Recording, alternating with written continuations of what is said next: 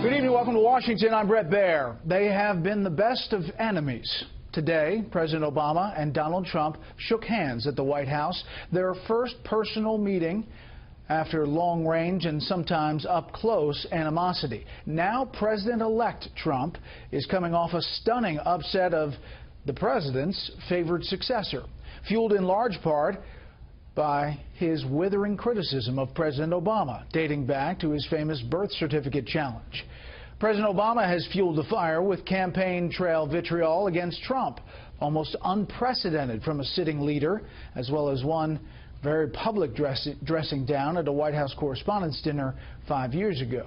Chief Political Correspondent Carl Cameron begins our coverage tonight.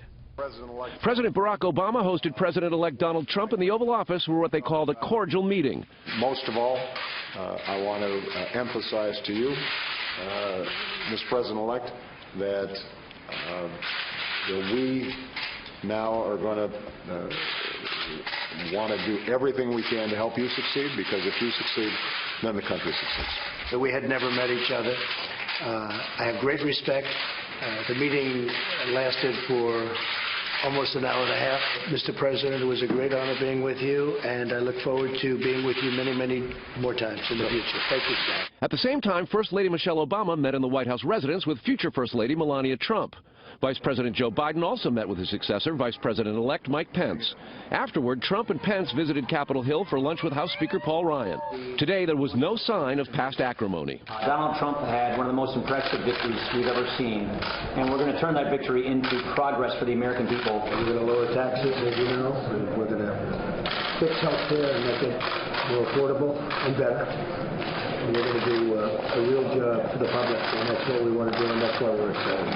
Ryan even gave Trump a tour of the Speaker's balcony, looking down on where he'll be inaugurated. Really do.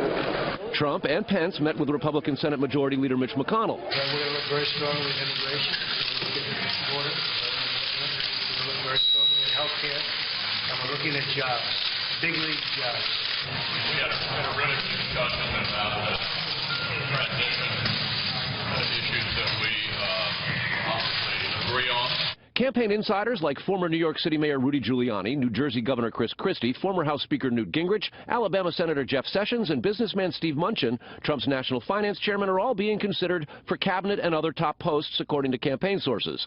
Under consideration for possible White House positions are campaign manager Kellyanne Conway, Chairman Steve Bannon, Chief Policy Advisor Steve Miller, Communications Director Jason Miller, along with Republican National Committee Chairman Reince Priebus and RNC strategist Sean Spicer.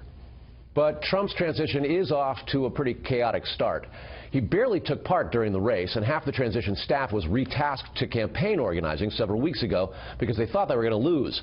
They have a ton of catching up to do, Brett. Reince Priebus obviously was in the foxhole from the beginning, so is he leading the way, Chief of Staff? He seems to be the likely pick for Chief of Staff. A tremendous victory that he played a big part in with the RNC's planning literally for the last 8 years that he was the chairman of the party. A lot of the other names that have been thrown out there may get rotated. They may get moved around. Some of them will probably not get picked because they've got 4,500 positions to fill, 70 days to do it, and they're pretty much starting from scratch today. Big ones are the cabinet members, obviously. Right. Carl, thanks.